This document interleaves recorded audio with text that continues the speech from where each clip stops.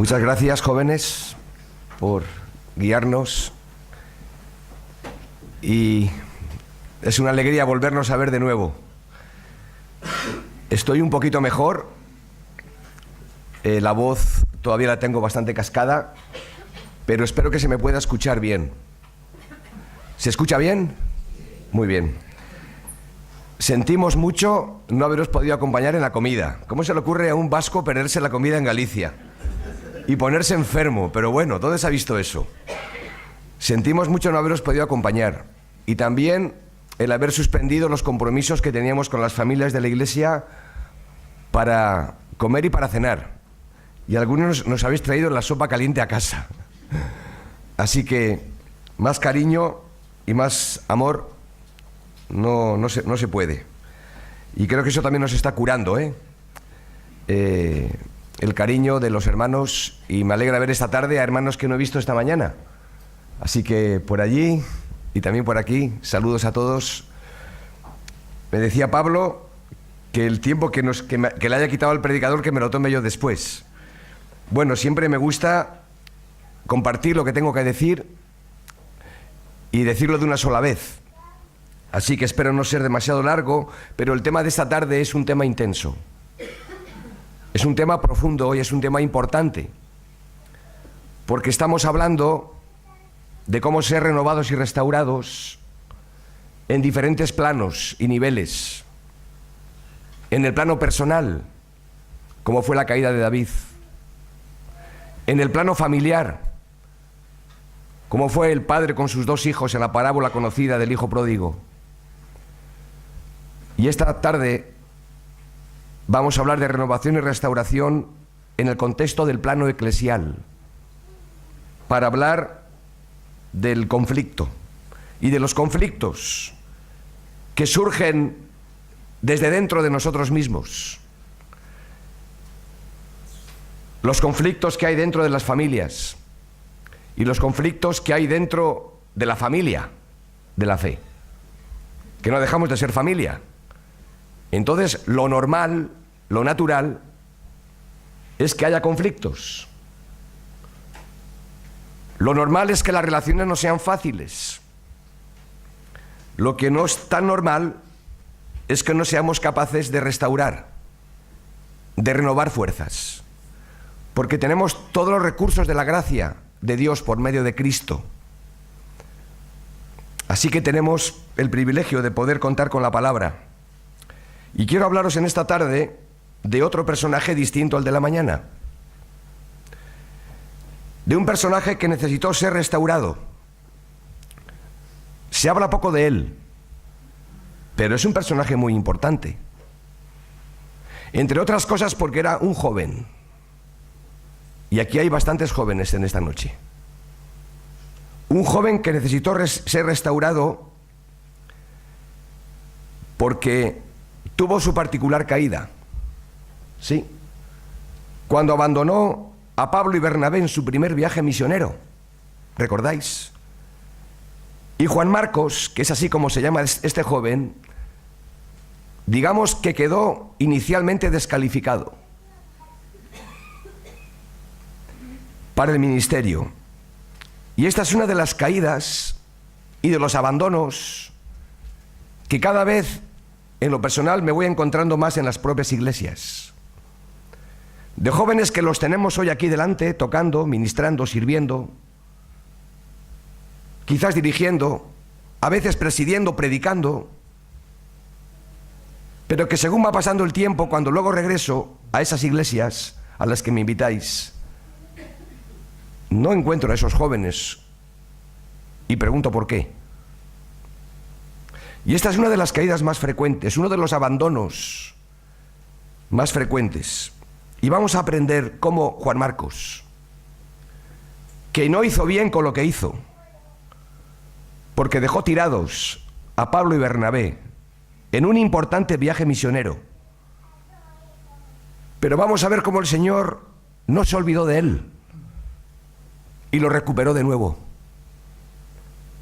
Como tenemos que aprender a recuperar a nuestros jóvenes en las iglesias. Vamos a buscar en el libro de los Hechos de los Apóstoles el capítulo 13, por favor. Os ruego que hagáis el esfuerzo máximo para no estar pendientes de mi voz, que está muy cascada, y que el Espíritu nos ayude a centrar nuestra atención en el mensaje de la palabra.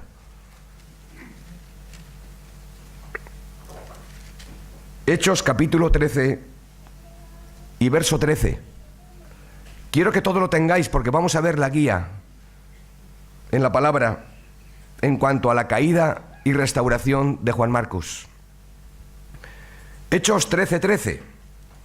Habiendo zarpado de Pafos, Pablo y sus compañeros arribaron a Perge de Panfilia, pero Juan, apartándose de ellos, volvió a Jerusalén. Aquí tenemos una primera referencia. Vamos ahora al capítulo 15 de Hechos, verso 36. Después de algunos días, Pablo dijo a Bernabé: volvamos a visitar a los hermanos en todas las ciudades en que hemos anunciado la palabra del Señor para ver cómo están. Y Bernabé quería que llevasen consigo a Juan, el que tenía por sobrenombre Marcos. Pero a Pablo no le parecía bien llevar consigo al que se había apartado de ellos desde Panfilia y no había ido con ellos a la obra. Y hubo tal desacuerdo entre ellos que se separaron el uno del otro. Bernabé, tomando a Marcos, navegó a Chipre, y Pablo, escogiendo a Silas, salió encomendado por los hermanos a la gracia del Señor, y pasó por Siria y Cilicia, confirmando a las iglesias. Vamos a ver si podemos ver algunas de las claves y algunos de los clavos que pueden impedir la restauración de un joven como Juan Marcos, porque lo que hizo no estuvo bien. Y vamos a ver aquí algunas de las claves enseguida. En primer lugar, lo que no hubiéramos querido encontrar nunca en este texto tan impresionante que es el libro de los Hechos de los Apóstoles, donde la Iglesia nace y crece y se desarrolla, y encontramos aquí una primera ruptura. Bueno, una de las varias o de las muchas que encontramos. Es una ruptura dolorosa entre dos grandes siervos de Dios. Una ruptura dolorosa. Después de 3 años de aquel primer viaje misionero, Pablo expresa su deseo de ir a visitar a los hermanos para saber cómo estaban y para confirmarlos en la fe. Dice el versículo 36 que después de algunos días, Pablo dijo a Bernabé: volvamos a visitar a los hermanos en todas las ciudades en que hemos anunciado la palabra del Señor para ver cómo están. Y Pablo y Bernabé sabían que al ir a visitarlos les esperaría problemas parecidos a los que tuvieron cuando fueron por primera vez. Cuando fueron por primera vez en su visita a Panfilia y Antioquía, fueron echados de la ciudad. Un capítulo anterior, capítulo 14. Luego en Iconio los judíos intentaron apedrearlos y también los echaron. Más al norte, en Listra, apedrearon a Pablo y lo arrastraron fuera de la ciudad pensando que estaba muerto.